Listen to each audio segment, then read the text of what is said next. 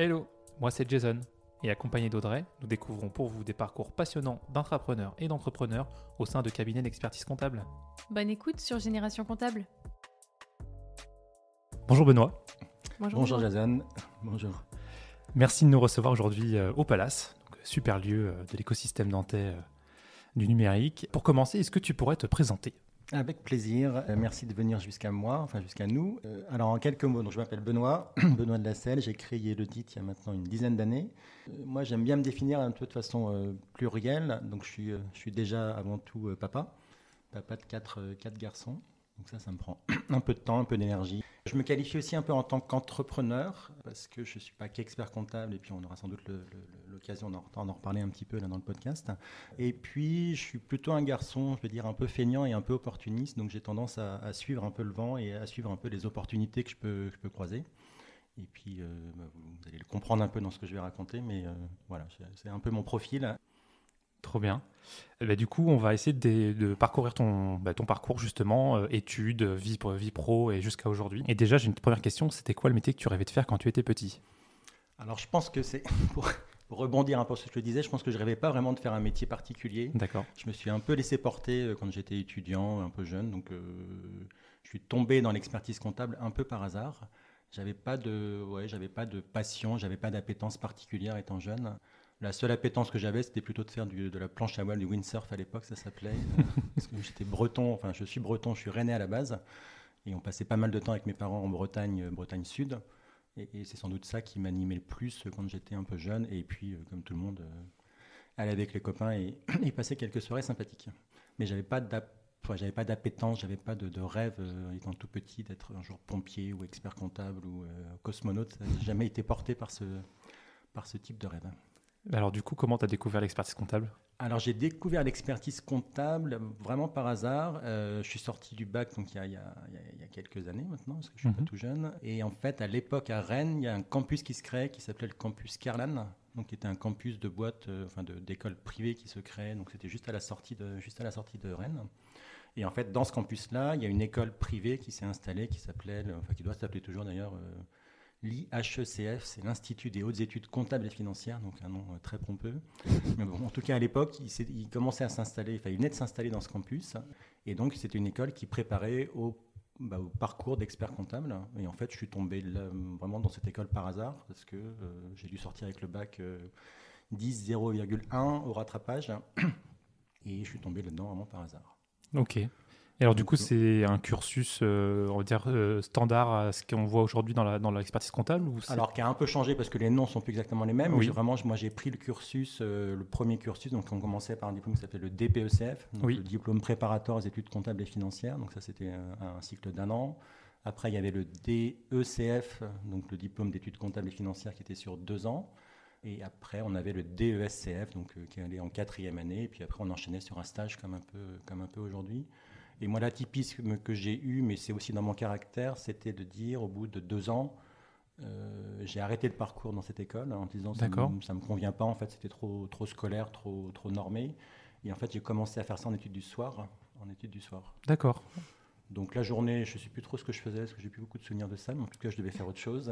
Et je faisais ça en études du soir. Donc j'ai passé ces diplômes, parce que tu pouvais les passer à l'époque en candidat libre. Oui, comme aujourd'hui, en fait, finalement. Libre, mais sans être alternant, sans être alternant. Donc, D'accord. Donc tu bossais en même temps Non, je bossais pas. Je pense que je devais glandouiller sans doute un peu. Je devais profiter un peu de la vie. Et puis j'ai passé ces diplômes-là, mais qui n'étaient pas... C'était pas si compliqué que ça, en fait. C'est des trucs assez généralistes, c'est pas très compliqué dans les premières années. Donc je pense que j'arrivais à faire un mix un peu entre les deux. Alors, il y avait des cours du soir, donc qui me prenaient quand même un petit peu de temps. Mais je pense que je profitais un peu à côté aussi. Ça marche. Et donc là, tu as été jusqu'au DESCF comme ça, en cours du soir ? Je suis allé jusqu'au DECF, où là, c'était quand même très scolaire, parce qu'il y avait un nombre d'UV à l'époque, les unités de valeur qui étaient assez importantes. Je sais plus, il y en avait une dizaine, donc ça prenait quand même un peu de temps pour les bosser. Donc la journée, on bossait quand même un petit peu. Et après, j'ai eu la chance, à l'époque, le DESCF, c'était un diplôme qui était encore axé pas mal sur l'oral, même beaucoup sur l'oral. Et pour le coup, je ne suis pas trop mauvais là-dessus, en tout cas. Et donc, en fait, j'ai enchaîné DECF et quasiment DESCF dans la même année, parce que tu pouvais présenter directement les deux, ce diplôme-là en même temps. Donc, en fait, j'ai eu un peu de chance, même pas mal de chance, je pense. où j'ai pu enchaîner là-dessus. Donc en fait, j'ai dû faire, là, au lieu de faire en 4 ans, j'ai dû faire en 3 ans ou 3 ans et demi. Enfin, ça a été assez rapide. Ok. Oui, j'ai eu de la chance parce qu'en plus, le diplôme a changé après. Mais pour le coup, les euros, aujourd'hui, pèsent un peu moins pèsent un petit peu moins. Effectivement. Est-ce que tu as commencé le parcours de stagiaire au diplôme d'expertise comptable directement ou est-ce que tu as commencé à travailler? Alors la volonté, moi, c'était de bosser assez rapidement. Et donc, je suis pour le coup parti. Donc, à l'époque, j'étais à Rennes. On est parti à Paris. Je suis parti à Paris parce que pour le coup, par une opportunité, mon père connaissait un expert comptable parisien. C'est le cabinet Boulanger. Donc, c'était porté son nom. Et en fait, il m'a accueilli à Paris, donc c'était les années 2000, dans 98, 2000, dans ces eaux-là, où en fait, je suis arrivé dans ce cabinet-là, qui était un cabinet très généraliste, donc c'était vraiment génial. Et dans ce cabinet, j'ai pu toucher à tout, vraiment à tout. Et quand je dis tout, c'est très large, parce que j'ai notamment découvert une spécialité, donc j'ai fait de l'expertise comptable traditionnelle avec, tu fais de la tenue, tu commences à faire tes révisions, tes premiers bilans. J'ai touché pas mal à du commissariat aux comptes. D'accord. Et sur des dossiers, il y avait 2 types de dossiers. Il y avait à la fois des dossiers des très gros dossiers qui étaient un peu semi-publics ou parapublics, parce qu'il était un peu impliqué dans la vie politique. Donc, c'était des dossiers qui étaient assez rigolos. Et puis, il y avait aussi des dossiers pas mal dans la grande distribution, parce que c'était un cabinet à l'époque qui était référencé auprès d'Intermarché. D'accord. Donc, il y a ce système de référencement où, en fait, ils ont ces grands groupes de distribution en fait ont 2-3 cabinets référents et en fait ils les nomment de façon un peu systématique. D'accord. Et donc j'ai pas mal bouffé de l'Intermarché, notamment dans le nord de la France, où on partait le matin un peu tôt, tu allais faire ta révision sur une journée, tu revenais le soir, tu avais le sketch des fois un peu pendant la journée de tomber sur des gens un peu haut en couleur, parce que les dirigeants d'Intermarché sont des fois sont assez sympathiques, mais très, très joyeux, très vivants. Puis rentrais, tu étais un peu fatigué quand même. Je ne conduisais pas, donc ça allait. Mais c'était une expérience assez sympa. Et puis la troisième, et ça a du sens, parce que vous allez comprendre après, mais j'ai découvert aussi une mission qui est une niche dans l'expertise comptable, c'est l'assistance au comité d'entreprise. D'accord. Aujourd'hui, dans le droit du travail, en fait, tu as la capacité, un comité d'entreprise. Donc, comité d'entreprise, pour ceux qui écoutent le podcast doivent connaître à peu près, mais en tout cas, c'est des boîtes qui ont au moins 50 personnes. Maintenant, ça s'appelle les CSE. Et peuvent se faire assister annuellement par un expert comptable. Alors, pas pour faire la comptabilité du comité d'entreprise, mais pour faire en fait une analyse financière des comptes de leur boîte pour qu'il y ait un dialogue social qui soit un peu plus intéressant entre direction et comité d'entreprise. D'accord. Et en fait, à l'époque, il avait déjà des mandats des missions sur ce type d'intervention. Et pour le coup, c'était aussi assez passionnant. Okay. Qu'est-ce qui t'a plu particulièrement sur cette mission ? Ce qui était vraiment intéressant, c'est qu'en fait, même si tu sortais de l'école, donc c'est pas globalement pas faire grand-chose, là tu sortais en fait de la problématique comptable et tu allais plutôt sur l'analyse financière. Donc tu commençais à regarder des comptes de grosses boîtes, tu te donnais un peu d'intelligence aux comptes et puis il y avait surtout aussi le côté pédagogique. Et donc accompagnement un peu, ce qu'on peut retrouver maintenant quand tu fais un porteur de projet, de dire ok, je vais t'expliquer un peu simplement comment fonctionne une boîte, c'est quoi les enjeux de ta boîte, essayer de t'ouvrir un peu les chakras pour dire ok, entre ce que tu fais toi, ce que fait un concurrent, regarde, c'est peut-être différent ou ça a du sens, et puis de mettre un tout petit peu d'intelligence des fois dans des réflexions qu'ils pouvaient avoir, parce que sans être dans le cliché, mais ça arrivait quand même, tu tombais des fois sur des équipes d'un comité d'entreprise qui étaient donc syndiquées, parce que c'est quand même pas mal de boîtes qui sont syndiquées, et des fois des équipes qui étaient très limites sur ces questions financières et qui avaient plutôt une demande dans le cliché, le plus gros cliché, et pardon pour eux, mais de dire on veut 5% d'augmentation. Oui. Et en fait, on leur disait, des fois, il y a peut-être des années où c'est tout à fait légitime et à la limite demander même plus parce que là, il y a des éléments pour étayer votre position. Mais à l'inverse, des fois, ne demandez pas ça parce que vous perdez toute crédibilité auprès de votre employeur.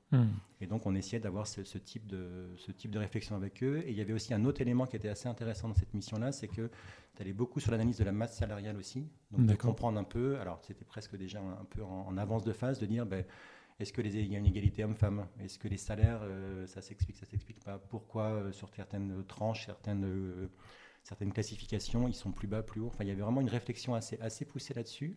Et pour le coup, et ça c'était assez intéressant, c'est que même les DRH, en fait, n'allaient peut-être pas toujours aussi loin dans l'analyse. Nous, vraiment, l'idée, c'était de récupérer toutes les bases de données et d'analyser, de faire vraiment des analyses un peu poussées sur... l'évolution des salaires depuis 2-3 ans, l'évolution de la masse salariale, les rapports entre étam, cadres et ouvriers, etc. Et donc ça, c'était vraiment intéressant parce que ça apportait de la valeur pour le coup, à la fois, je pense, évidemment, au comité d'entreprise, mais également en fait, aux directions qui étaient pas toujours très en avance sur ces sujets-là. Okay. Justement, si les directions n'étaient pas toujours très en avance sur ces sujets, qui est-ce qui te mandatait ? Alors, c'est la magie de cette mission-là, en fait, c'est que c'est le comité d'entreprise qui te mandate. Donc, c'est un droit, ils exercent leur droit. Mais ce qui est formidable, c'est que le financement, c'est assuré par la boîte. Oui. D'accord. Donc là, elle n'a pas le choix, en fait. Donc, elle n'a pas le choix. Alors, évidemment, c'est des fois des relations qui sont un peu conflictuelles. Un peu conflictuelles, parce que quand tu...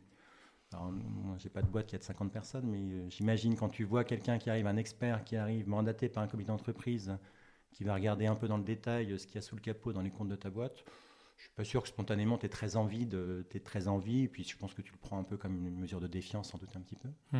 Mais pour autant, oui, vraiment, je pense que... Enfin, en fait, ça dépend de la position que tu avais. Si tu étais vraiment en position dure, en disant je suis l'expert, j'ai le droit à tout, donnez-moi tout, et puis autrement, on va sortir des gros mots comme l'entrave au fonctionnement du comité d'entreprise, enfin des choses qui sont un peu bloquantes, un peu pénales, même pas peu pénales. Régulièrement, ça se passait pas très bien.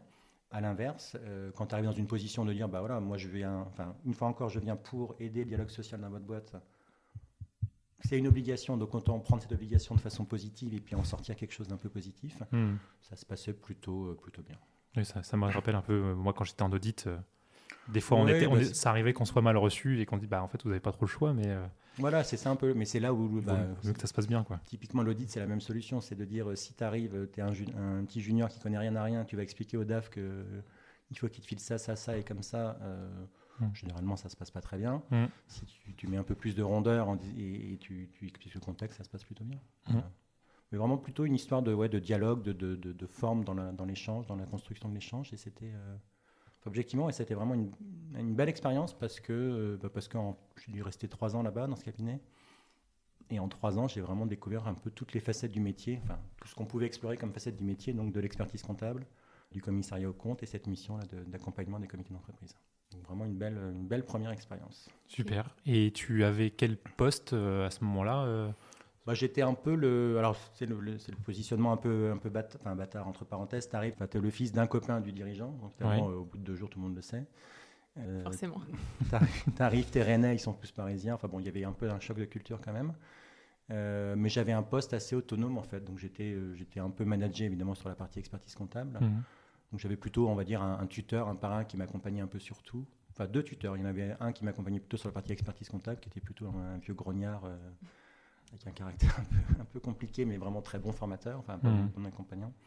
Et puis un autre qui était plutôt sur les parties de commissariat aux comptes et donc de comité d'entreprise. Il y avait combien de personnes dans ce cabinet ? Ce cabinet, il y avait une vingtaine de personnes, je pense, entre 15 et 20 personnes. Okay. Donc, qui était déjà un beau cabinet à l'époque. Qui était un beau cabinet.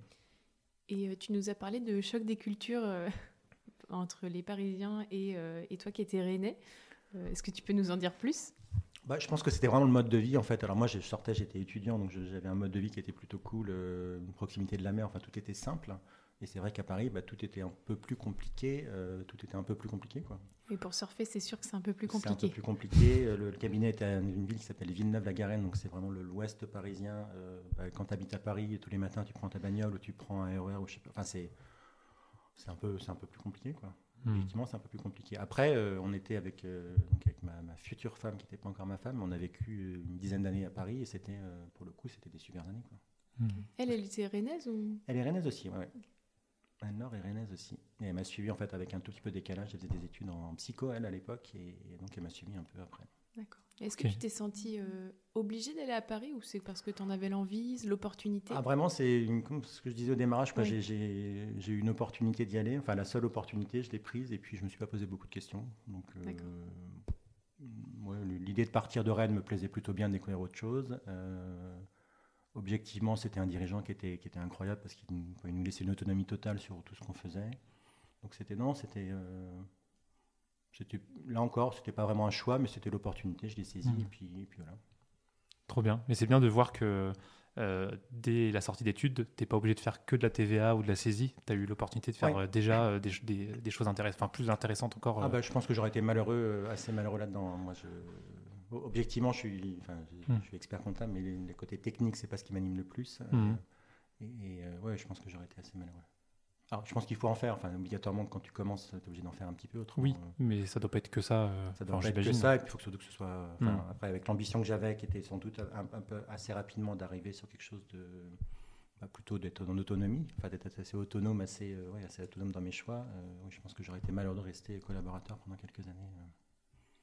Ça m'aurait pas convenu, ça c'est certain. D'accord. Et du coup, alors tu disais que tu es resté 3 ans dans ce cabinet-là. Oui.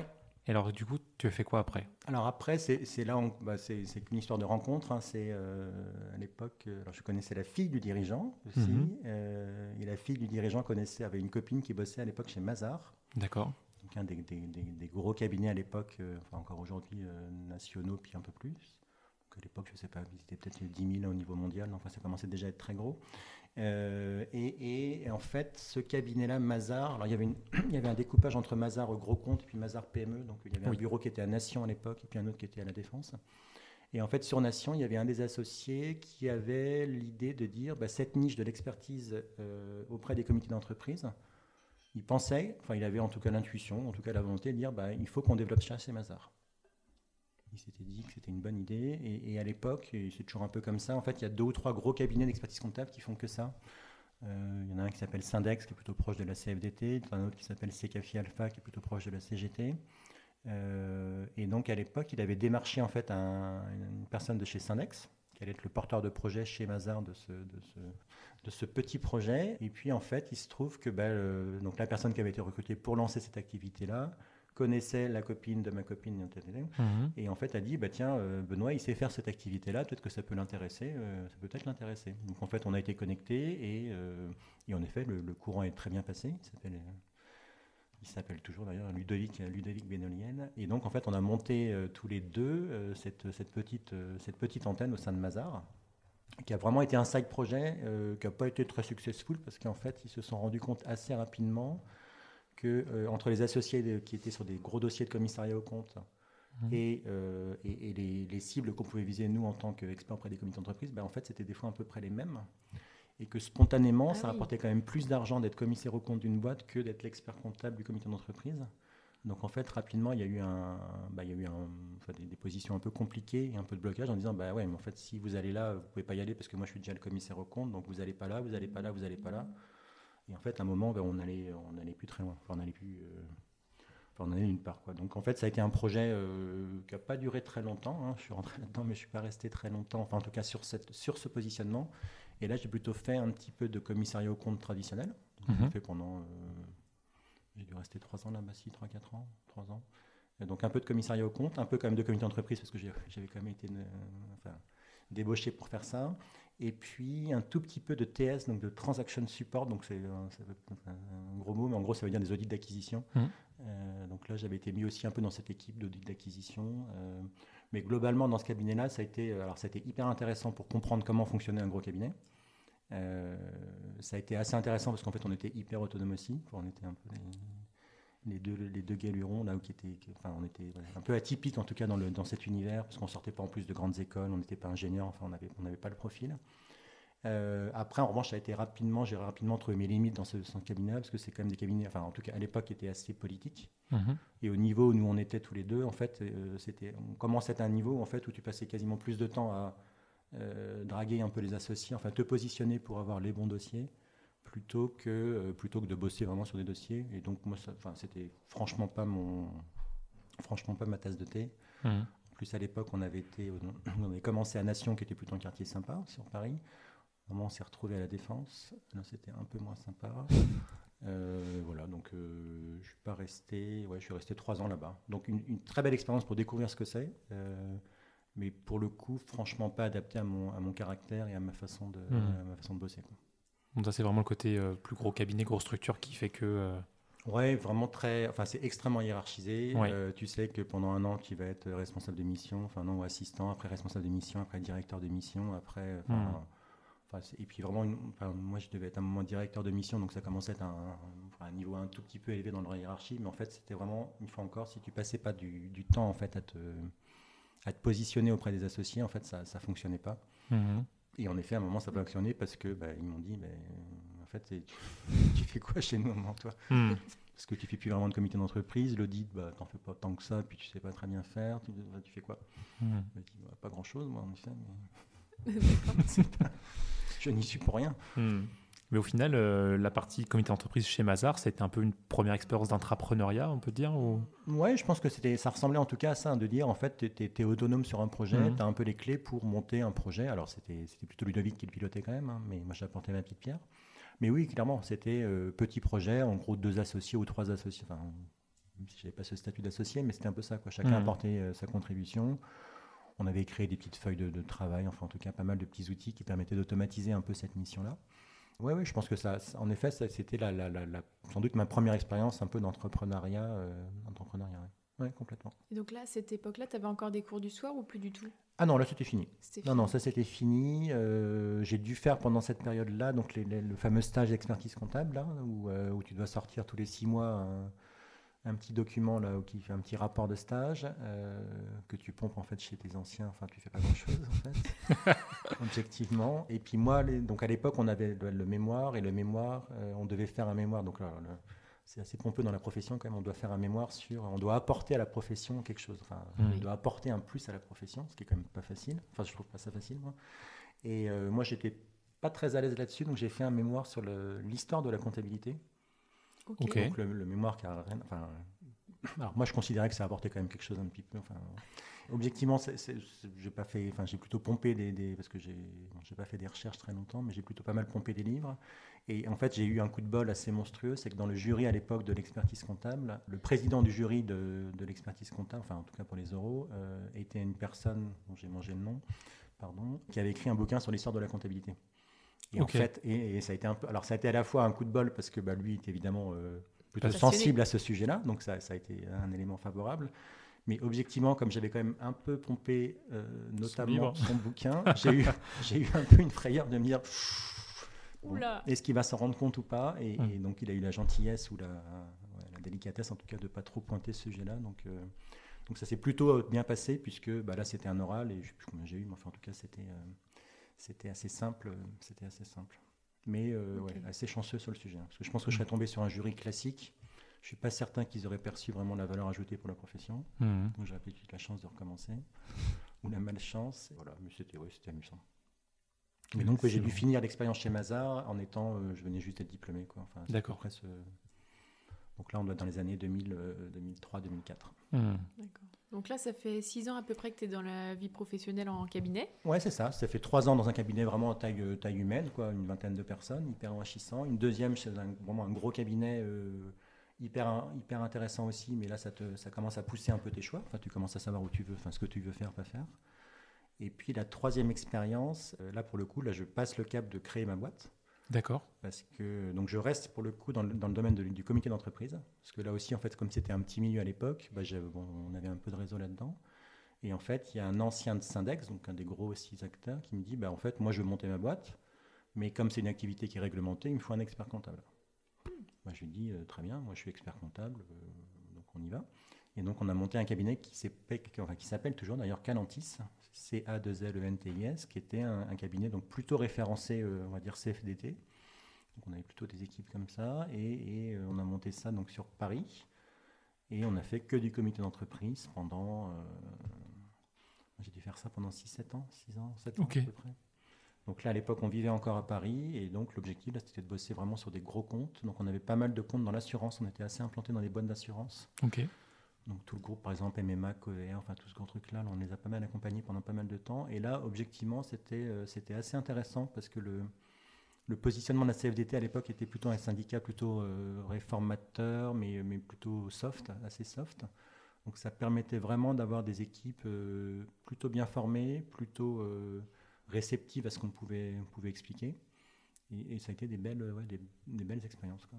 Vraiment des belles expériences. Et pour le coup, tu accèdes en fait à une masse d'informations qui était juste incroyable, quoi. Enfin, chaque année, on étudiait les plans stratégiques de Covéa. Alors, au début, tu ne comprends pas grand-chose. À un moment, tu commences à rentrer un peu plus dans le sujet. Mais c'était franchement passionnant parce qu'en plus, le dialogue social, alors même s'il était un peu dur, mais en fait, la direction avait compris que c'était un incontournable. Et donc, pour le coup, il donnait du temps, il nous donnait du temps pour qu'on comprenne bien les sujets. Alors, sans doute pour nous orienter, sans doute un petit peu aussi, mais en tout cas, il jouait pas mal le jeu. Et ça a été une belle expérience. Donc, on a commencé à 2, on a dû finir, on était une petite... moi, quand j'ai quitté Calentis, on devait être une petite dizaine, quoi. Ah oui, quand même.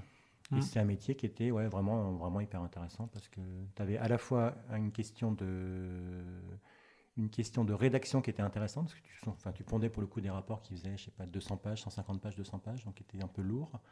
Le côté toujours pédagogique de dire il faut être très pédagogique pour qu'ils comprennent quelque chose. Et puis le côté un peu quand même négociation, discussion avec des mecs qui sont, enfin des dirigeants qui sont quand même de très haut niveau, quoi. Et donc ça c'était assez passionnant.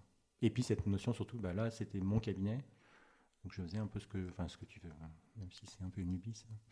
Mais t'es dirigeant en fait. Donc, après tu subis t'as plein de joyeux, plein d'ennuis à côté, mais en tout cas, c'était mon premier cabinet dans lequel je faisais un peu ce que je voulais.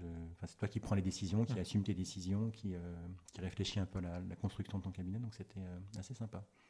Okay. Et des profils en plus très différents, vraiment très différents. Donc là, c'était tout sauf des comptables, toutes des personnes qui étaient dans l'analyse justement du social, donc il y avait des juristes, de l'analyse financière, c'était très sympa, une belle expérience. Est-ce que tu peux nous raconter le côté commercial, comment tu faisais pour aller trouver tes clients? Parce que là, maintenant, tu avais ton propre cabinet.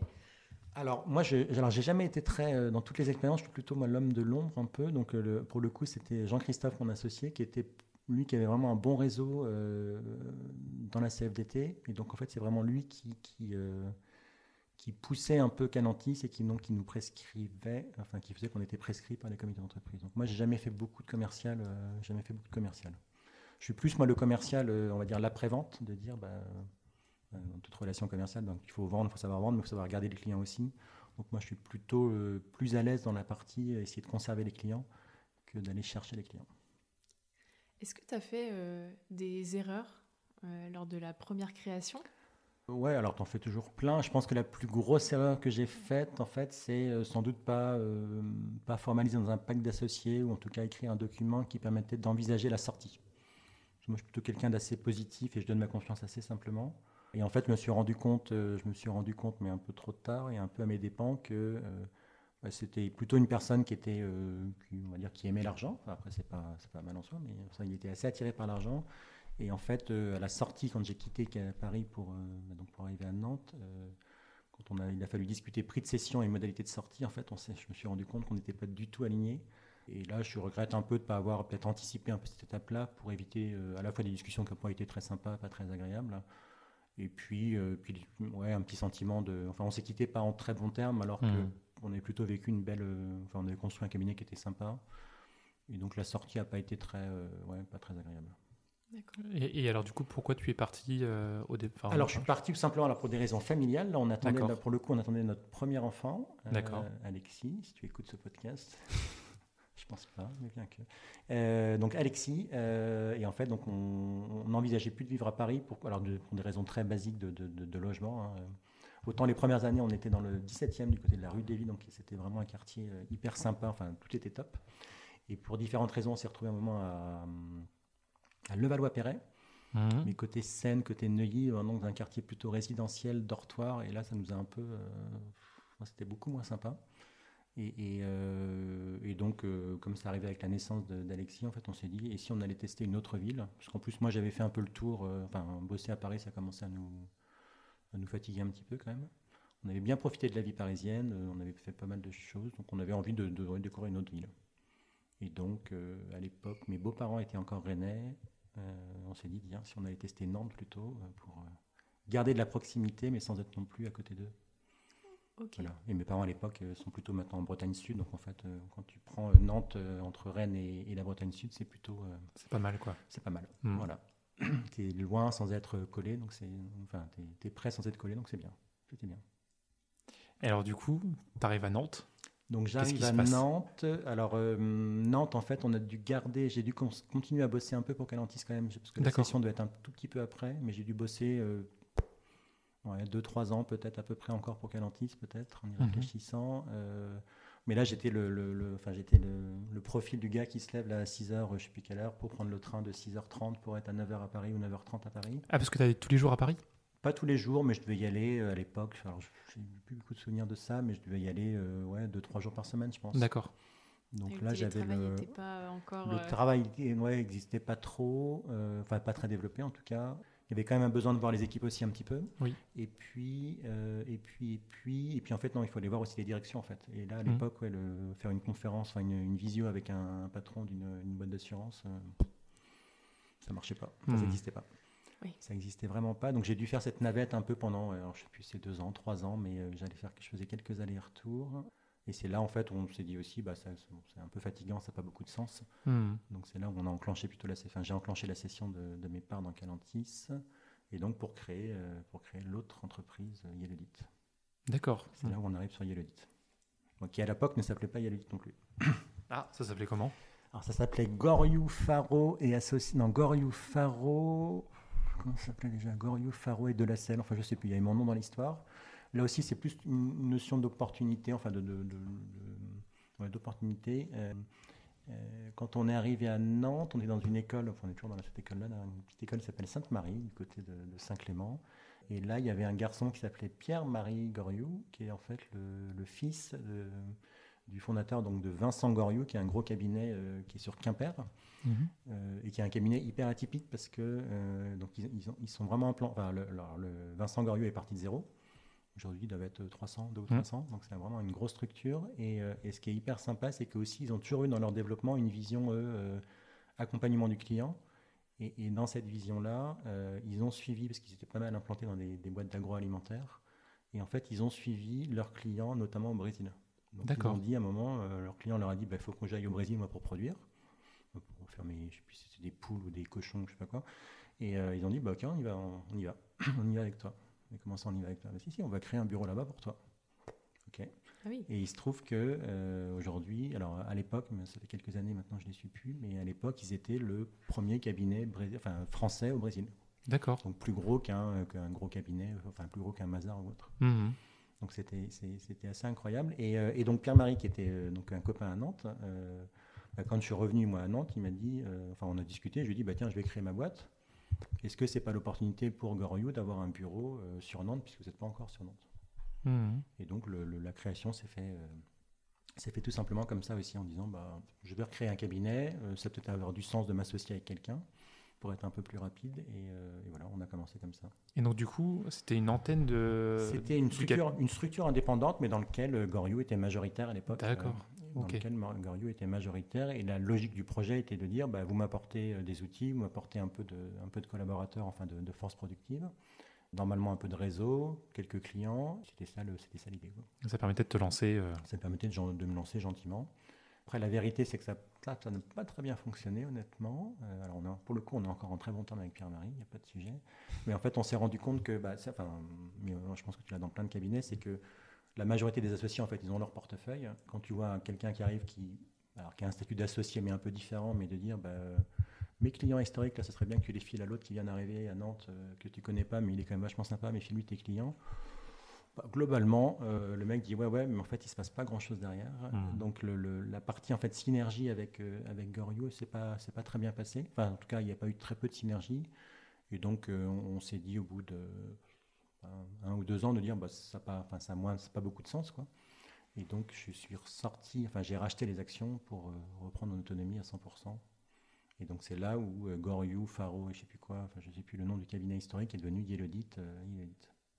Et donc ça remonte à 2015, quoi, un truc comme ça, 2015-2016. Okay. Voilà.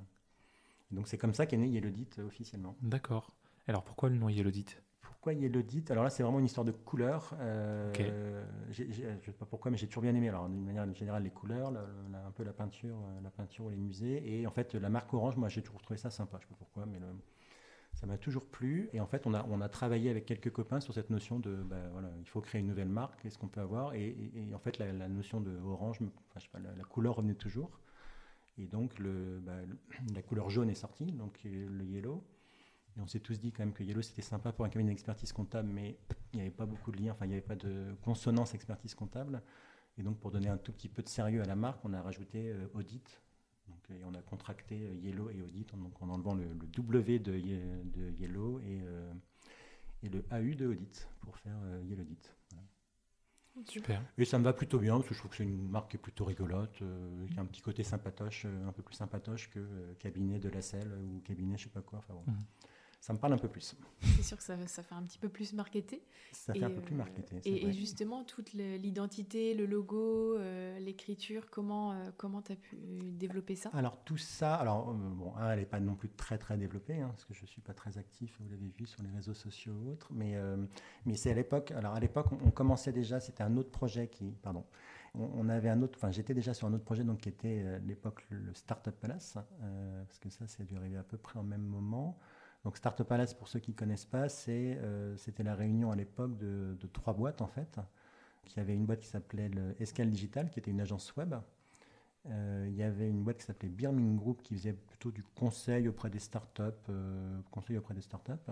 Et puis donc il y avait moi qui grouillotais un peu dans l'histoire. Et en fait, on avait pris à l'époque, c'était quand 2014-2015, on avait pris des bureaux en commun en fait qui donnaient sur la place Granin. Donc il y avait 200 mètres carrés de bureaux dans lesquels on avait donc nos propres bureaux, avec l'ambition de faire grossir un peu nos boîtes. Et puis déjà on avait, ça va faire le lien avec la suite, on avait déjà une pièce en fait qu'on mettait à disposition de start-up. Donc on a accueilli par exemple, tout début de Gens de Confiance, les fondateurs ont passé quelques mois chez nous, un peu, alors je sais plus si c'était gratos, si on nous avait payé quelque chose, mais c'était plus l'ouverture à l'écosystème. Et donc tout ça pour dire qu'à l'époque, donc il y avait Escale Digital qui était une agence web, et donc il y avait des graphistes, il y avait un peu tout. Et donc c'est eux qui m'ont conduit, enfin qui m'ont sorti des propositions de logo. Ok. Voilà. Donc là, c'était vraiment l'effet réseau où ils m'ont aidé à faire ça. C'est Clément qui m'avait aidé à faire ça. Ok. Est-ce que tu peux nous raconter un petit peu l'histoire de Startup Palace? Oui. Startup Palace, alors c'était aussi vraiment des opportunités. Donc là, ça commence à être du réseau nantais, donc on commence à être un peu plus sur Nantes. Là, la logique était vraiment une logique très, très simple de dire, il y avait 2 postulats. Le premier, c'est on a besoin de mètres carrés, on a besoin de bureaux. On a nos boîtes respectives et on pense qu'on a besoin de mètres carrés. Et donc, pourquoi pas prendre des bureaux un peu plus grands, donc un peu plus sympas, avec des salles de réunion donc tout un peu plus grand. Donc ça, c'était le premier sujet. Et puis le deuxième sujet, c'était de dire, on a quand même quelques clients en commun, donc qui étaient plutôt dans l'écosystème startup, de dire, en fait, si tu as tous tes conseils qui sont sur place au même endroit, c'est quand même plus sympa. Donc on avait l'agence web, on avait celui qui faisait un peu de conseils, d'accompagnement au financement, et puis il y avait l'expert comptable.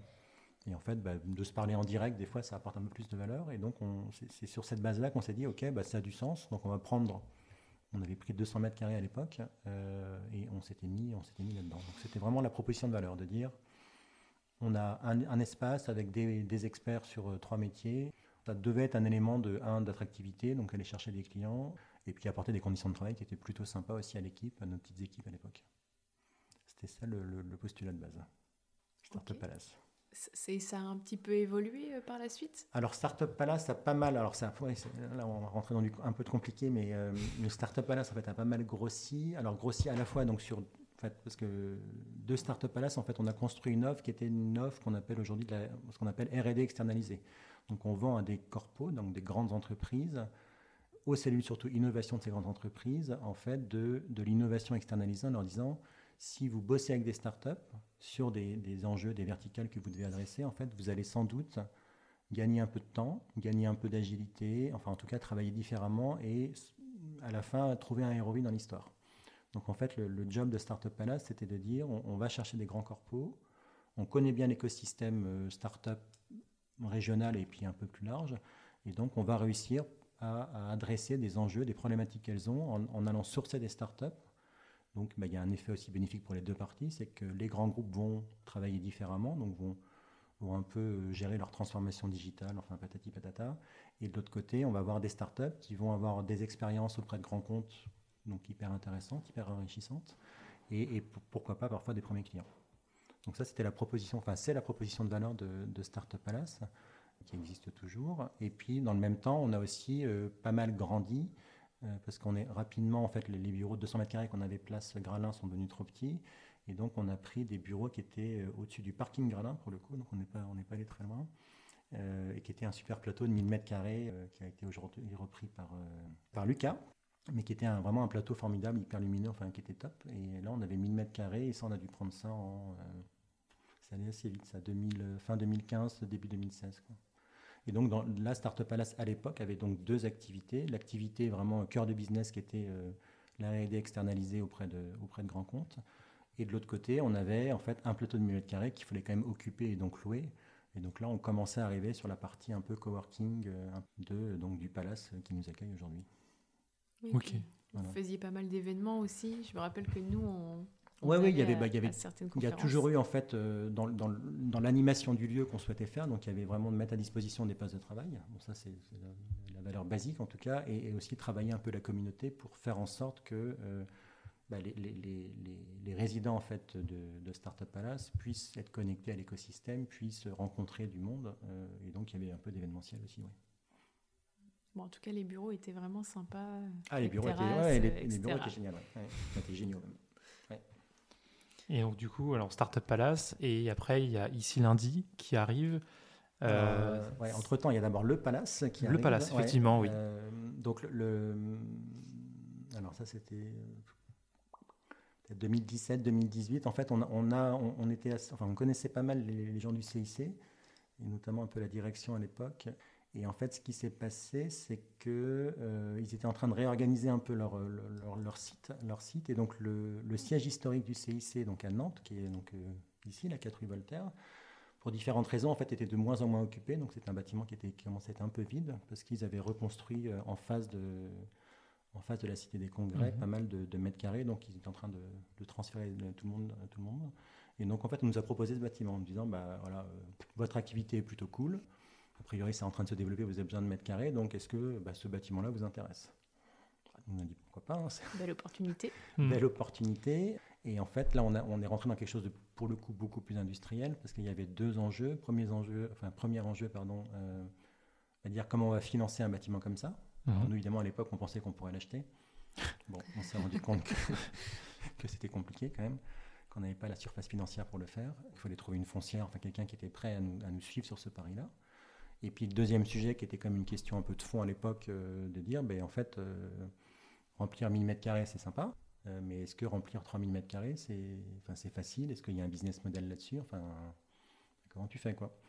Et donc il y a eu pas mal de travail pour arriver à sortir le Palace, mais on a eu la chance de tomber pour le coup sur plutôt un entrepreneur aussi dans la partie immobilière, donc c'est Magellan, c'est Steven Perron, qui nous a fait confiance en fait sur celui-là en disant ok, moi je pense que vous allez réussir à remplir ce lieu, donc je suis prêt à financer, en tout cas à acheter le bâtiment. Donc ça c'était très cool. Et puis pour le coup, on a eu deux partenaires bancaires à l'époque qui s'appellent toujours le CIC et la Société Générale, qui ont été aussi très, très facilitants dans le financement bancaire, parce qu'objectivement on est arrivé avec pas grand-chose sur la table, et pour autant ils ont été prêts à nous accompagner sur le sujet. Et pour rentrer un tout petit peu dans le détail, mais c'était sympa, c'est qu'en fait, on avait vendu à l'époque des BSAR. Donc le principe, c'était les BSAR, pour ceux qui connaissent ou ne connaissent pas, c'est de dire, c'est pas une augmentation de capital direct. En fait, tu encaisses au fil de l'eau dès que les gens souscrivent et ils te versent l'argent et tu l'encaisses tout de suite. Et on avait vendu en fait au CIC et à la Société Générale un montant de BSAR cible, alors qu'actuellement, on n'a jamais atteint vraiment tout à fait. Mais pour autant, en fait, ils ont été très, très smart parce qu'en fait, ils ont débloqué les fonds bancaires au premier jour, alors qu'en fait, cette partie BSAR a duré un peu plus longtemps que ce qu'on avait envisagé. Mais pour autant, ils ont joué le jeu et c'était vraiment smart. Okay. Il y a eu d'autres financeurs également de l'écosystème? Oui, alors le principe aussi, l'astuce, ou en tout cas ce qu'on a voulu faire, c'était de dire, encore, il y avait toujours cet aspect communautaire qu'on a toujours voulu travailler dans Startup Palace et maintenant dans le Palace, et puis après ici lundi, et de dire, on veut gérer des lieux, mais on veut gérer surtout une communauté. Et on s'est dit que la meilleure réponse, ou une réponse en tout cas, je ne sais pas si c'est la meilleure, mais une réponse, c'était de dire, si on ouvrait en fait le capital du Palace à la communauté, ça pourrait avoir du sens. Et donc en fait, on a fait une valo, alors à l'époque qui était un peu au doigt mouillé, en disant à plein d'entrepreneurs qu'on connaissait, dire venez dans l'aventure Le Palace, venez pas pour la partie dividende, parce que c'est pas sûr que ce soit ça, mais venez surtout pour rigoler, pour rentrer dans une petite aventure entrepreneuriale, communautaire. Et ça a plutôt bien marché, et ça a notamment été porté par Grégory Thibord, qui est aujourd'hui le general manager de Ici Lundi et du Palace. Et c'est lui, pour le coup, qui a porté pas mal ce sujet de dire, d'aller taper à pas mal de portes pour dire, tiens, on ouvre le Palace, c'est un petit ticket, est-ce que ça t'intéresse pas? Et en fait, on a quand même eu dans l'aventure, je sais pas, 30-35 personnes qui qui ont mis un ticket en disant ok, on vous soutient, on vous aide un peu dans le démarrage de l'activité. C'est une belle réussite. Ah bah c'est super parce qu'en fait c'est puis là ça crée en fait un lien et puis ça crée une histoire commune qui est vraiment sympathique, quoi. Bon, on fait vraiment un coucou à Grégory, je suis sûre qu'il va nous écouter. Ah bah je suis sûr qu'il va écouter ce podcast fantastique. Donc ça c'est l'aventure, c'est l'aventure, et donc c'est à ce moment-là où là c'est un petit coucou à Mathieu aussi, Mathieu Le Gag, donc qui gère pour le coup Startup Palace, qui est le dirigeant de Startup Palace. En fait c'est là où on a essayé de scinder les deux marques en disant le Startup Palace, c'est une boîte qui fait du conseil dans l'innovation et d'externaliser patati patata. Et en fait, le Palace, qui est une boîte qui fait du coworking, qui gère des lieux et qui gère une communauté. D'accord. Et on n'a pas réussi. Parce qu'en fait, globalement, tout le monde se plante et tout le monde mélange un peu tout. D'où après le nouvel étage qui s'appelle Ici Lundi. D'accord. Et là, qui est pour le coup une marque chapeau qui vise justement à travailler ces histoires de lieux et de communautés plutôt sur Nantes aujourd'hui.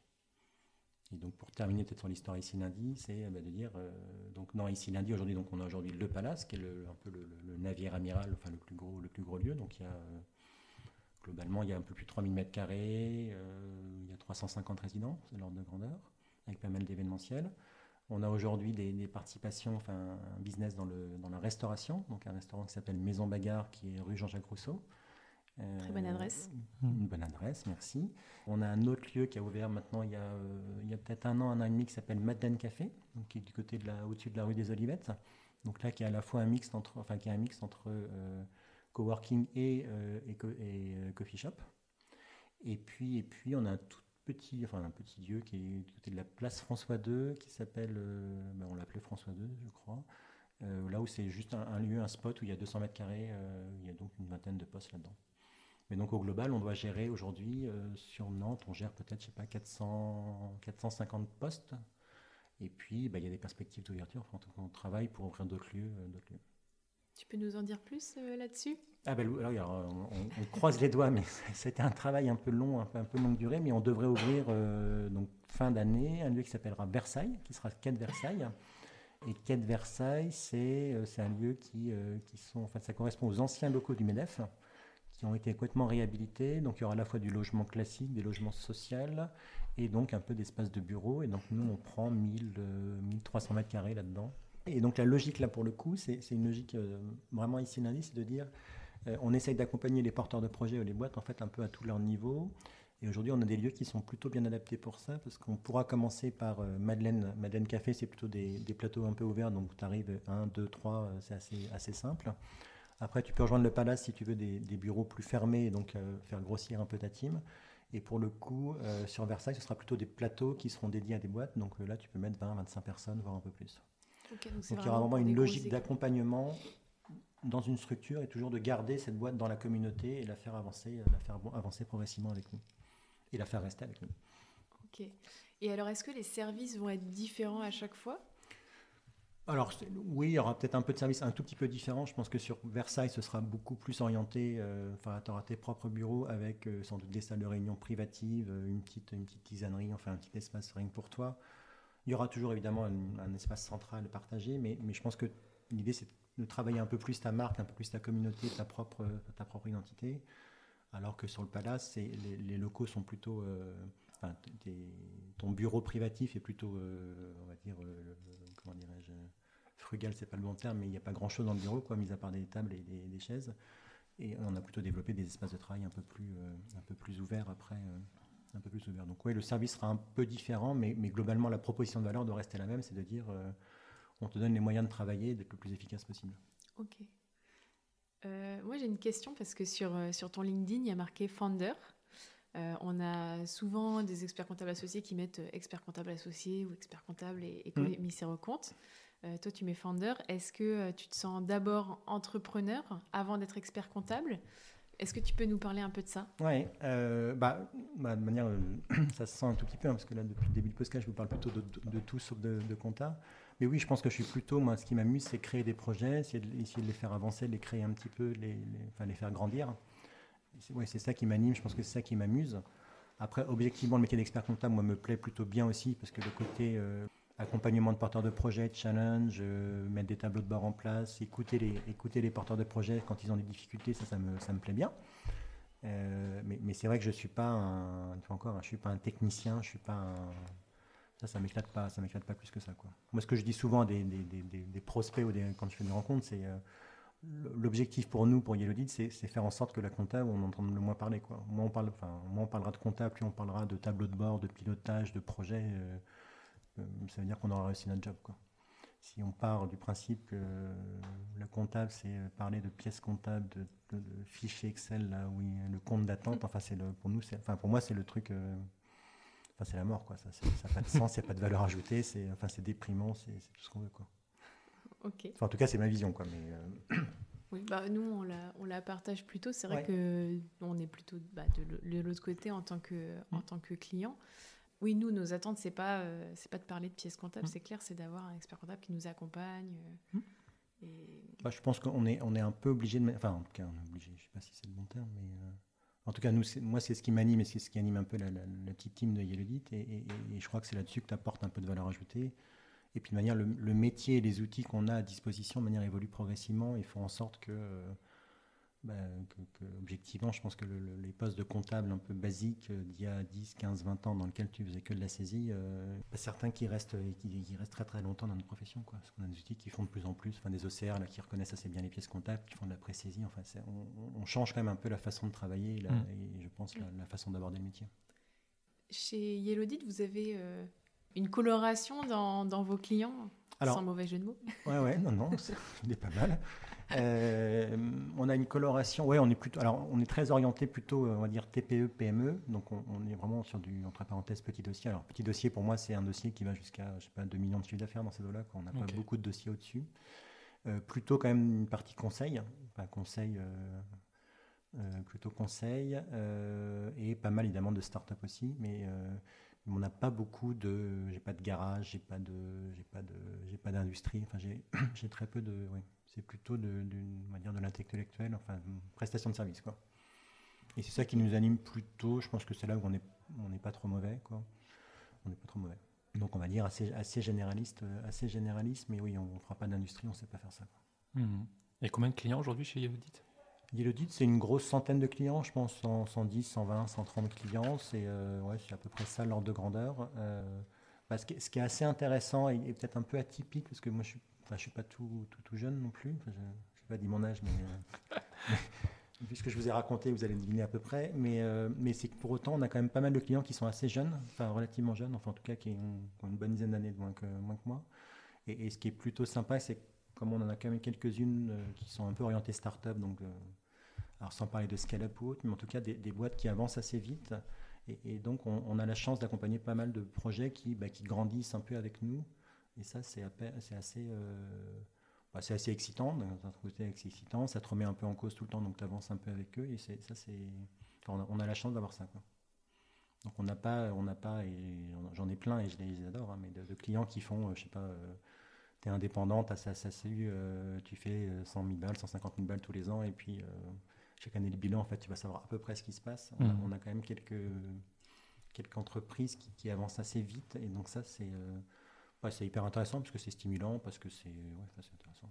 Oui, il y a des nouveaux projets qui arrivent justement régulièrement. Ouais. Donc, Et puis après, tu as un peu de bouche à oreille qui fait que le cabinet, une fois encore, moi je suis pas très en avant, je me mets pas très en avant, donc il n'y a pas grand monde qui me connaît, mais le bouche à oreille fait un peu le travail, donc le cabinet avance gentiment,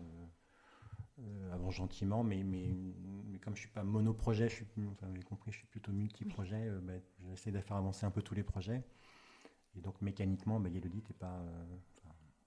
c'est un projet parmi d'autres, alors c'est sans doute mon projet prioritaire pour faire grandir la boîte, mais... Vous êtes combien chez Yellowdit ? Yellowdit, on est 5. On est 5, avec un tout petit peu de strat, donc plutôt 2 managers et puis 2 juniors. Ok. Et chez Yellowdit, si on parle un peu, je demande peut-être la question, mais on a pas mal changé depuis 2 ans. On teste là depuis... là, on a passé le cap du test d'ailleurs. On utilise maintenant PennyLane, là, qui est l'outil là, un peu à la mode, et c'est vrai que ça fonctionne plutôt bien. On est hyper content sur la partie utilisateur, donc vraiment interface entre les clients et nous, c'est top. parce que c'est beaucoup plus fluide. Il n'y a plus justement, là on voit, moi, que ça me traumatisait cette chose-là. Tu fais un export de ta compta d'expert comptable, tu as un dossier, tu as un fichier Excel qui s'appelle compte d'attente, tu envoies ça à ton client qui remplit le truc, tu remets, un truc traumatisant pour tout le monde. Donc là aujourd'hui, ça n'existe plus avec un Pennyline, donc c'est une interface simple. C'est un poil moins bien, je ne devrais pas le dire, mais c'est quand même un peu le cas. C'est sur la partie expert comptable, parce que là, donc Pennyline en fait a le double avantage, c'est-à-dire que c'est à la fois un outil discussion entre client et expert comptable, et puis c'est notre outil aussi pour sortir les liasses fiscales et plaquettes de compte.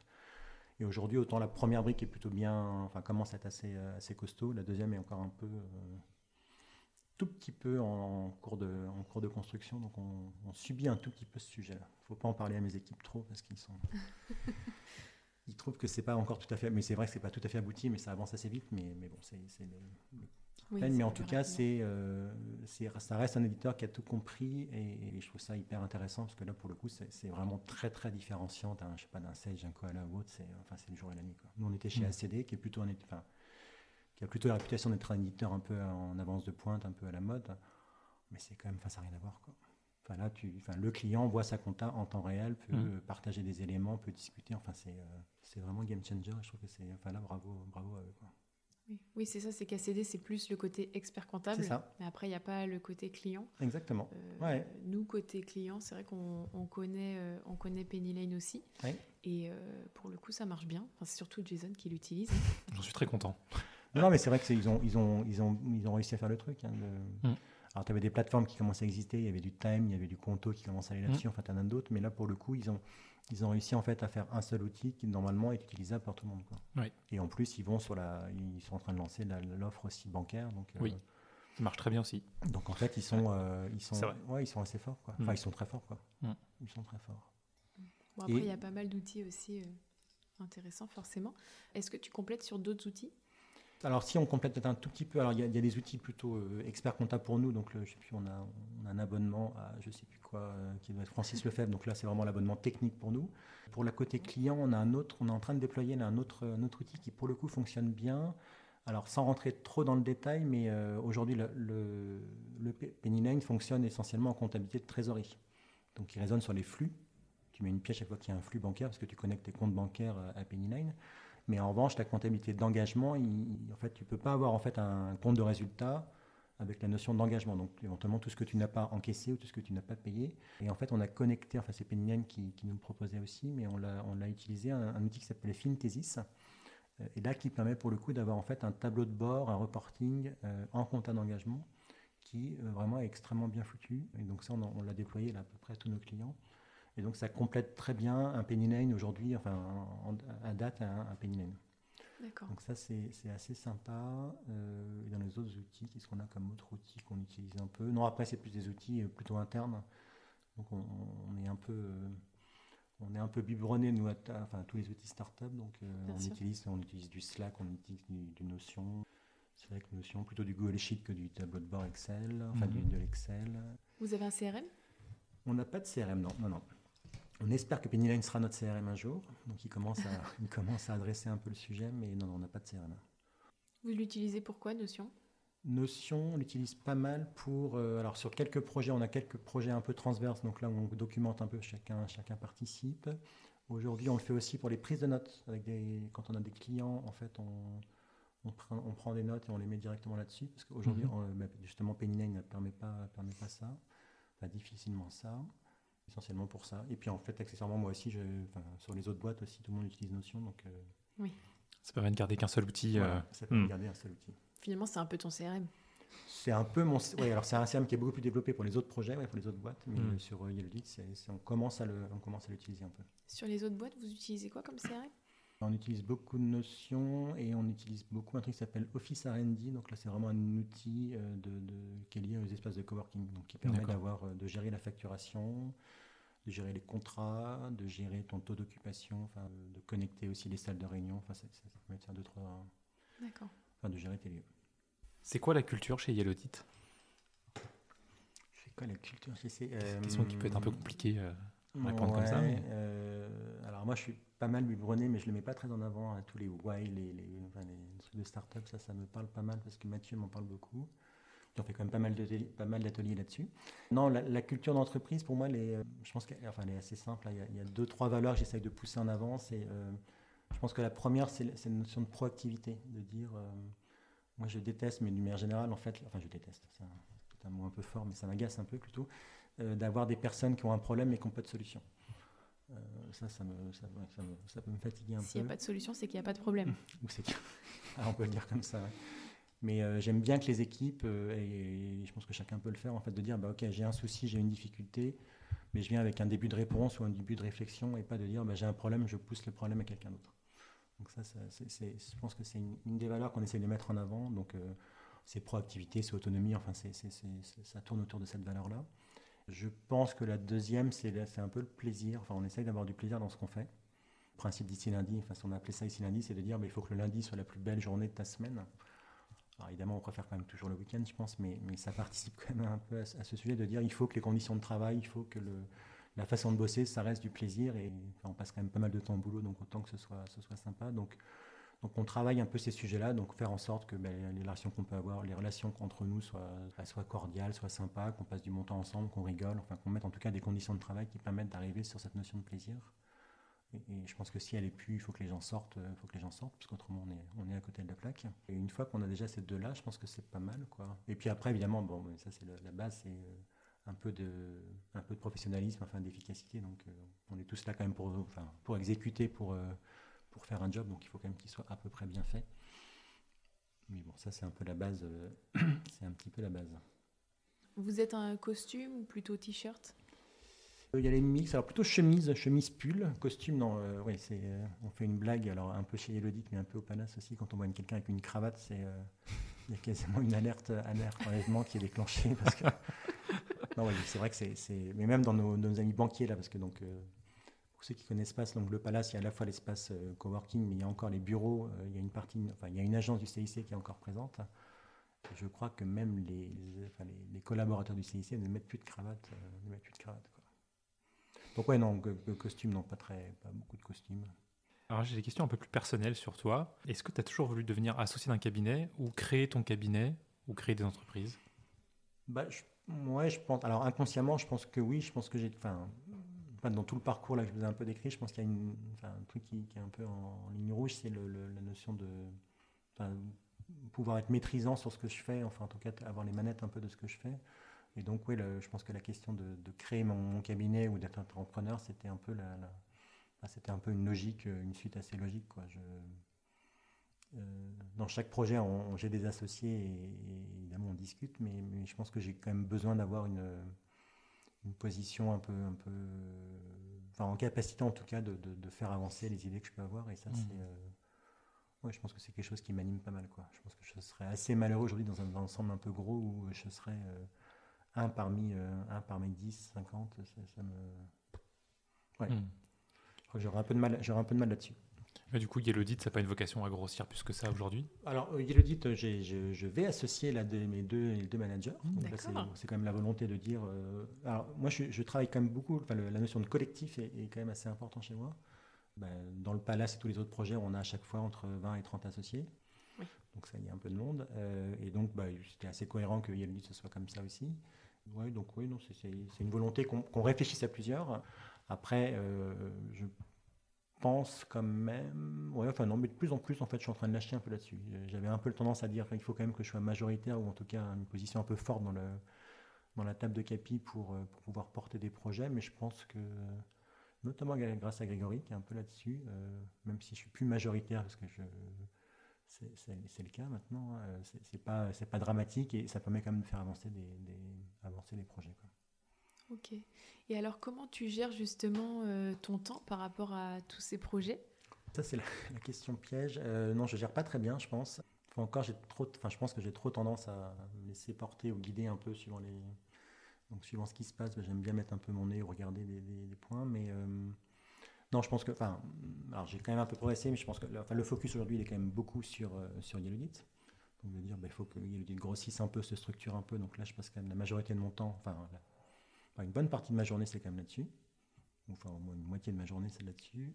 Et après, je suis plus dans la partie un peu projection, un peu avec Grégory et Mathieu sur le sujet ici lundi, de dire qu'est-ce qu'on peut construire pour la suite, quel lieu on pourrait ouvrir, enfin comment on peut accélérer un petit peu le développement.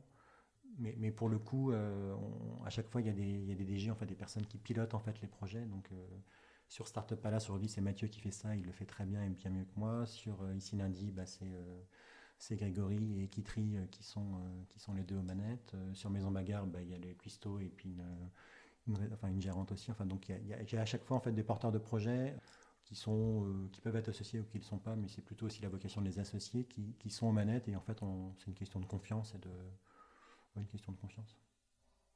Donc ça me prend du temps sans me prendre de beaucoup. Enfin, ça me prend du temps, mais pas non plus de façon démesurée, quoi. Okay. Et puis j'ai une vraie capacité, je pense, à lâcher prise en fait, donc de dire, on a mis quelqu'un aux manettes, on pense que c'est la bonne personne, on verra bien si c'est la bonne personne ou pas, mais ça sert à rien de se rendre malheureux de sujets sur lesquels tu n'as pas la main ou tu n'as pas la compétence. Je suis assez philosophe sur le sujet.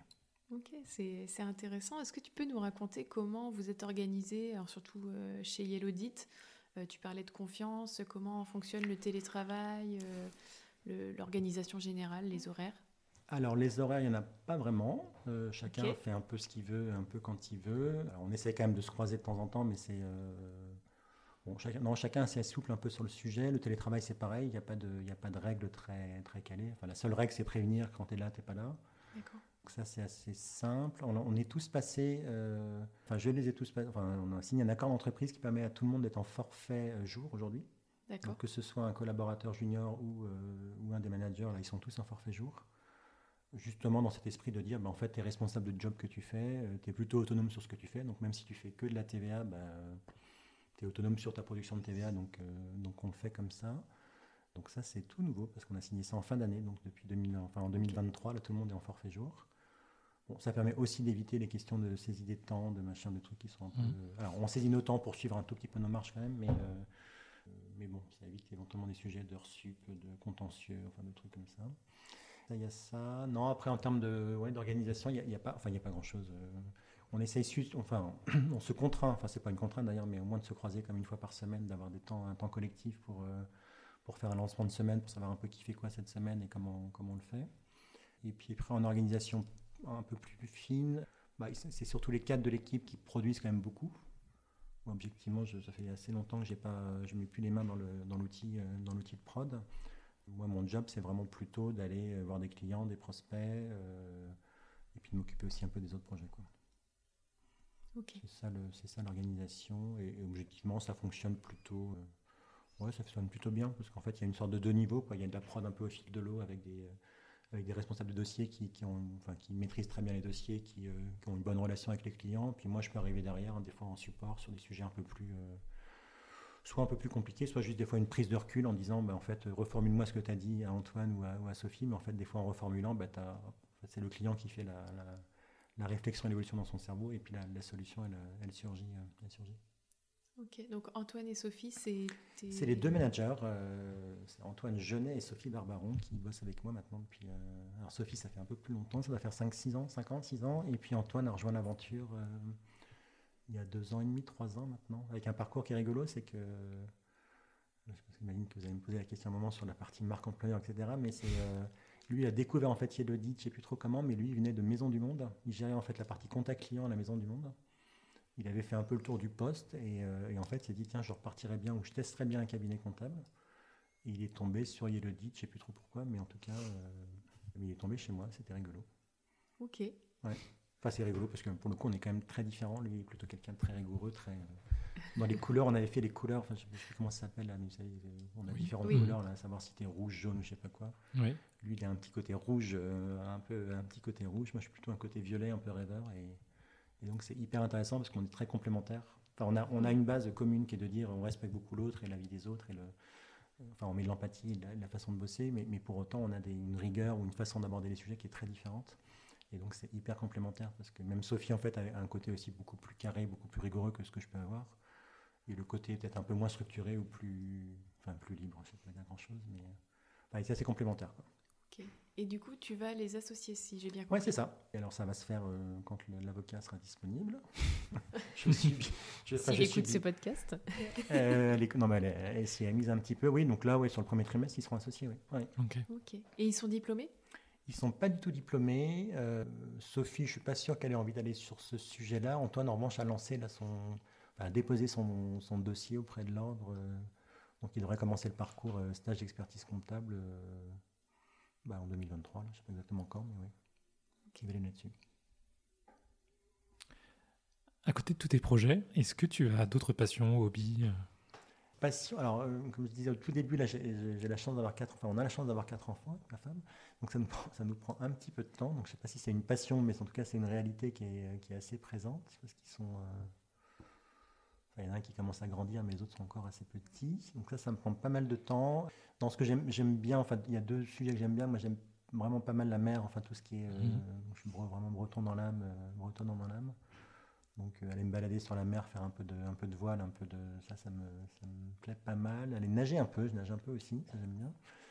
Et puis après, l'autre c'est plus la lecture, parce que je reste quand même un solitaire assez endurci, et j'aime pas mal bouquiner. Ça marche. Est-ce que tu as une actualité à partager sur toi, ou sur Yellowdit ? Voilà, si c'est lundi. Il y en a peut-être 2, on en a parlé un peu, mais je peux le redire, s'il y en a qui veulent investir d'ailleurs dans le Versailles. Donc c'est le lancement de Versailles, donc le projet pour ici lundi, donc un nouveau lieu qui va sortir la fin 2023. Donc ça c'est une belle actualité, on est vraiment content parce que c'est un projet qui a été un peu long à sortir. Et puis le deuxième sur Yellowdit, c'est peut-être le petit outil, mais on est assez content parce que ça complète bien une fois encore Penny9, c'est le lancement de la Twin Thesis, donc qui apporte vraiment à chaque client un tableau de bord en temps réel, et on est assez content du lancement de cet outil-là. Ouais. Ça fonctionne bien. Ça marche. Rien de très croustillant, mais n'est-ce pas ? C'est très bien. Est-ce que tu as un secteur d'activité que tu affectionnes plus particulièrement que d'autres dans ton activité sur Yellowdit ? Il y a une verticale, c'est la partie startup, parce que là, ça m'amuse quand même pas mal, puis on est quand même bien connecté à cet environnement-là, donc ça me... intellectuellement, je trouve ça plutôt intéressant. Et après, ce que j'aime quand même beaucoup dans mon métier, c'est discuter avec les gens, et en fait, ce côté entrepreneur, c'est quand même un petit peu différenciant d'autres confrères, c'est que... moi, pour le coup, je sais ce que c'est d'être entrepreneur, être un peu dans une situation difficile, parce qu'on a connu des situations difficiles sur certaines boîtes. Et je pense que ça change un peu sans doute ma façon de regarder les dossiers, de discuter avec des entrepreneurs.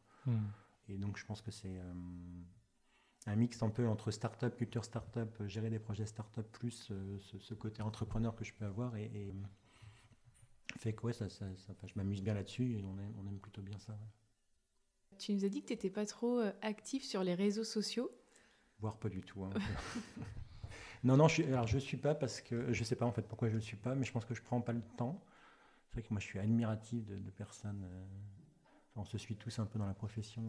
Il y a quelques cabinets qui sont un peu orientés à l'innovation, on va dire, sur Nantes, que vous avez déjà reçu dans ce podcast. Et c'est vrai qu'ils bombardent sur les réseaux sociaux, et moi j'arrive pas à faire ça, mais je pense que dans le fond la bonne raison, ou la vraie raison, c'est que on a plutôt travaillé, moi j'ai plutôt travaillé en créant un lieu comme le Palace aussi, participant à la création du Palace, c'est de dire, j'inverse un peu le processus, de dire, au lieu d'aller sortir du bureau pour aller chercher des clients, on crée un lieu où en fait c'est les clients qui vont venir, ou les prospects qui vont venir dans le lieu où je bosse, de façon un peu schématique.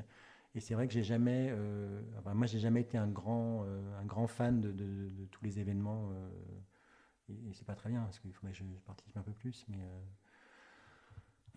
se réunir tous les soirs ou faire 2-3 soirées par semaine pour aller rencontrer, serrer des paluches, etc. C'est vrai que je ne suis pas très à l'aise là-dedans. Je ne prends pas un plaisir fou à le faire. Alors, je l'ai fait à une certaine époque, mais objectivement, je ne le fais pas beaucoup sur Nantes.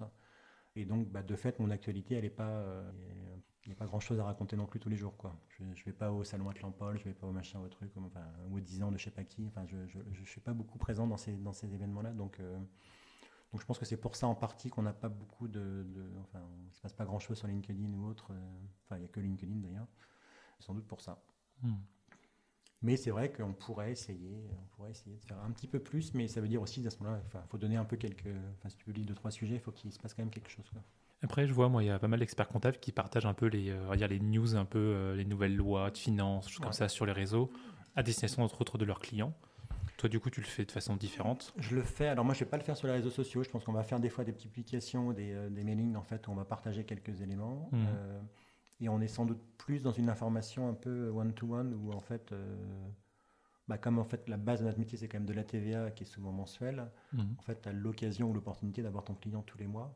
Donc en fait, spontanément, tu peux l'appeler 5 minutes pour lui dire tiens, la TVA que tu vas payer, c'est ça. Donc ça, c'est pas passionnant. Mais en revanche, tiens, on a vu ça, où il y a un petit point qui peut t'intéresser dans la loi de finances. Donc on a plus ce réflexe de chuchoter puis de faire du one-to-one plutôt que de faire comme ça, de balancer un truc très macro. Oui. Globalement, en fait, qui ne concerne pas forcément tout le monde. Ça ne va pas concerner tout le monde. Et il y a peut-être 1-2 infos qui vont t'intéresser et encore. Et puis, accessoirement, je pense que les gens le font. Enfin, il y a déjà plein d'autres gens qui le font très bien, en fait. Donc moi, j'ai aucune fierté. Et ça me dérange pas éventuellement, de repousser une publication ou un mail que j'ai reçu en disant tiens, celui-là, il est bien foutu, même si ça vient d'un concurrent, enfin d'un collègue concurrent. J'ai pas beaucoup d'enjeux là-dessus, quoi. Ça marche. Comment tu expliquerais ton métier, alors du coup tout ce que tu fais, parce que tu fais quand même beaucoup de choses, à un enfant de 5 ans? Ah oui, ça j'avais entendu, j'avais écouté un de podcasts, j'ai pas entendu celle-là. Et j'avais pas réfléchi. Comment je répondrais ça? Je sais pas, moi je pense que je dirais que c'est que papa passe beaucoup de temps à parler avec les gens, je pense. Il parle avec les gens. Il parle pour écouter les gens. Parce que je pense que le fond du métier, c'est quand même beaucoup écouter les gens. Oui. Enfin, en tout cas, moi, ce qui m'amuse, et c'est là où je suis pas trop mauvais, c'est écouter les gens je suis persuadé, moi, qu'en fait, quand tu parles, chaque fois, tu reformules des sujets et en fait, souvent la solution. Parfois, la solution vient un peu de toi-même. Donc moi, c'est sans doute ça mon métier, c'est écouter les gens. Je pense que j'aurais bien aimé faire psycho ou un truc comme ça, ou psychanalyste ou psychologue. Je pense que ça m'aurait plu le côté écouter pas mal les gens. Tu peux toujours le faire, hein. Ouais, mais après ça commencerait à faire beaucoup. Ça commencerait à faire beaucoup. Mais non, ce temps d'écoute, je pense, écouter. Enfin, un peu comme le papa, quoi, en fait. Au moment, hein, mais tes enfants, la période du soir, là, c'est hyper important pour eux. Je pense que je pourrais leur dire un peu comme ça. Tu vois, ce que je fais avec toi, là, ce soir, je le fais avec tous mes clients, enfin, toutes les personnes que je rencontre la journée, c'est la même chose. Il y a peut-être un vivier à trouver dans les études de psycho pour des personnes qui veulent devenir experts comptables, par exemple. Peut-être, ouais. Non, mais c'est vrai que ce métier est passionnant, quoi. Enfin, on avait emmené une fois un de nos enfants voir une psycho pour l'aider un peu, et c'est vrai que c'est la puissance de dire, elle pose quasiment pas de questions, et c'est juste en reformulant, en évoquant des choses, qu'il y a plein de choses qui bougent, et je trouve ça assez intéressant. Comme tu disais tout à l'heure, on va parler un peu de marque employeur. Ouais. Qu'est-ce que tu fais chez Yellowdit pour attirer de nouveaux collaborateurs? La grosse réponse que j'ai, c'est une organisation qui est assez libérée, assez simple. Ce que j'évoquais un peu tout à l'heure là, sur les conditions de travail, enfin les modalités de travail. Le deuxième, c'est évidemment c'est les conditions de travail. Nous, on est persuadés qu'ici, le Palace, que ce soit pour Yellowdit ou pour d'autres résidents, c'est un élément d'attractivité qui est fort. De dire, tu bosses dans un lieu qui est assez splendide, tu rencontres du monde, tu peux discuter, tu as une grande cafette. Enfin, ça, c'est quand même plutôt attractif. Parce que moi, par exemple, je suis sans doute un peu trop urbain dans l'âme, mais je serais, je pense, assez déprimé d'aller bosser tous les jours à Saint-Arnaud. Enfin, je l'ai fait beaucoup à La Défense, mais je crois que je ne serais pas très heureux d'aller bosser à Saint-Arnaud, je ne sais où. Avec bosser dans le centre de Nantes, tu peux aller déjeuner où tu veux le midi. Enfin, c'est un côté que je trouve attractif, en tout cas, dans mes valeurs. Donc ça, je pense que c'est les deux éléments qui sont assez forts, c'est de dire... on propose des conditions de travail qui sont plutôt sympas et un cadre de travail qui est plutôt sympa aussi, quoi. Donc, on piste pas beaucoup les gens, on est vraiment dans la confiance, dans l'autonomie. Donc, c'est ces deux éléments-là, moi, que je mets en avant. Alors, je mets en avant quand je rencontre des personnes. Hein. C'est vrai qu'aujourd'hui, je ne mets pas beaucoup en avant sur le site ou sur d'autres lieux. Il y a juste peut-être le site internet aussi qu'on a un peu. Enfin, on a un petit site internet qui explique un peu qui on est, ce qu'on fait. Je suis pas sûr qu'on développe beaucoup d'ailleurs cet aspect. Si on doit parler du lieu, je suis pas sûr qu'on parle beaucoup des conditions de travail ou de l'organisation. Mais c'est les deux éléments, donc plutôt dans le discours quand je rencontre un peu du monde, hein, et puis en essayant. J'espère que l'équipe pense ça et donc aussi diffuse un peu ça. Et puis l'autre, c'est d'être un tout petit peu la marque employeur, c'est le site internet sur lequel, mais on ne publie pas grand-chose sur le site, donc il y a une petite visibilité sur le site. Ça marche. Et du coup, dans l'autre sens, comment tu fais pour fidéliser tes collaborateurs ? Ça rejoint, je pense, un peu... Fidéliser, je fais des blagues, j'essaie de faire des blagues. Non, Non, mais ouais, je pense que c'est vraiment l'alignement entre ce que j'ai dit quand on les a croisés, quand je les ai croisés il y a quelques années, de dire ben voilà comment j'ai envie de construire un peu Yellowdid, ce que je fais, qui je suis.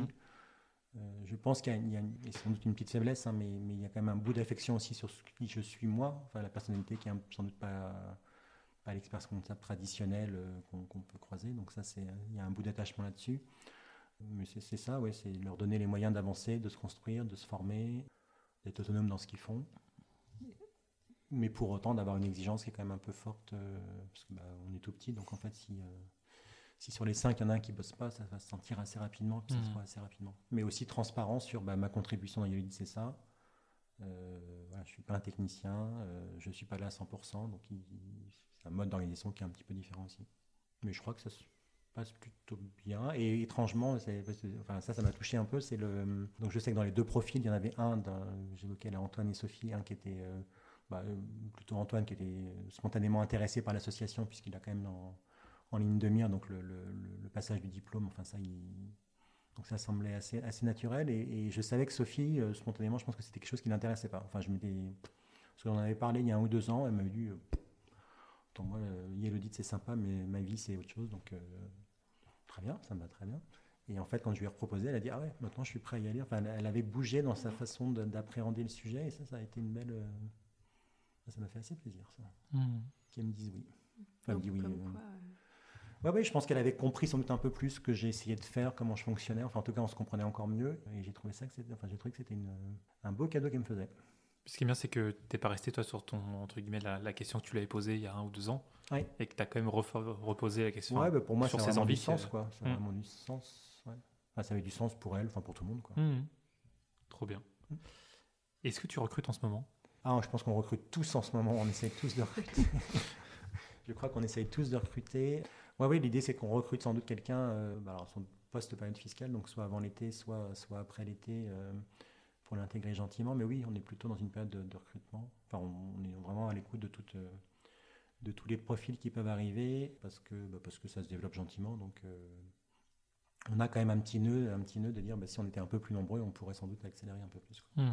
Ok. Tu recrutes quel type de profil ? Tu es ouvert à tout ? Spontanément, à peu près à tout, ouais. Moi, même si je sais que l'équipe ne partage pas tout à fait ça, mais je ne fais pas une partie de l'équipe, mais moi, je pense qu'aujourd'hui, le plus important de notre métier, c'est le savoir-être, donc savoir discuter avec des clients, savoir utiliser des outils.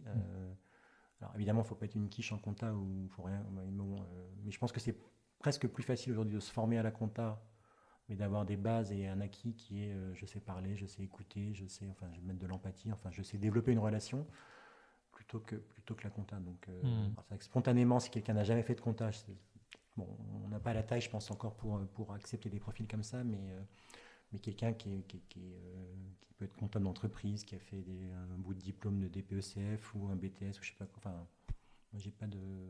Ouais, je pense que le plus important, c'est la façon dont il va se présenter, ce qu'il a un peu envie de faire. Après, je pense que la suite, ça suit plutôt bien, quoi. Et alors du coup, stagiaire, alternant, tu prends Stagiaire, ouais, on en prend régulièrement. D'accord. Alternant, on n'en a pas encore, mais il n'y a pas d'enjeu là-dessus. Ouais. Ok. Ouais.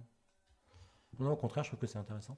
Mais là encore, ça dépend une fois un peu du profil. On a dû se poser la question une fois, et en fait, on lui a dit, vu ton niveau un peu de maturité, c'est pas très joli, c'est pas très gentil, mais en fait, elle attendait d'avoir qu'on lui serve la soupe tous les jours, quoi. Et on lui dit, si tu es alternant et que tu as ce mindset-là, en fait, je pense que ça ne fonctionnera pas chez nous, quoi, parce qu'on n'aura pas la bande passante pour t'accompagner et le faire suffisamment bien, quoi. Surtout si tu mets en avant la proactivité, comme tu disais tout à l'heure. Ouais, vraiment. Et je pense que, alors pour le coup, là, j'ai bien infusé ça dans l'équipe et je pense qu'ils sont tous un peu comme ça. Et c'est vrai que c'est tellement agréable d'avoir quelqu'un qui arrive avec, quel qu'il soit, ton associé, ton collaborateur, de dire, okay, j'ai un problème, tiens, je pense qu'on pourrait peut-être faire ça comme ça, t'en penses quoi ? Je trouve que ça change tout, quoi, en termes de positionnement, de mindset, t'as envie, quoi. D'avoir quelqu'un qui dit j'ai un problème, ok, pourquoi j'ai un problème, ah, ok. J'en veux pas de ton problème, moi. J'en veux pas. Et donc, ouais, non, je pense que c'est ça. C'est ça, en tout cas, mais si j'ai des critères. Et puis qu'il accepte aussi un peu de travailler dans ces conditions-là, parce que ça reste. On travaille quand même dans le. Vous visualisiez, les gens visualisent, donc le palace c'est très joli, mais on a des bureaux, donc on a un bureau où on est 5 dedans, 6, parce qu'on a une personne qui vient de temps en temps. 6 dans 20 mètres carrés, quoi, 22 mètres carrés. Donc c'est aussi, je pense, des façons de bosser qui sont vraiment très différentes, quoi.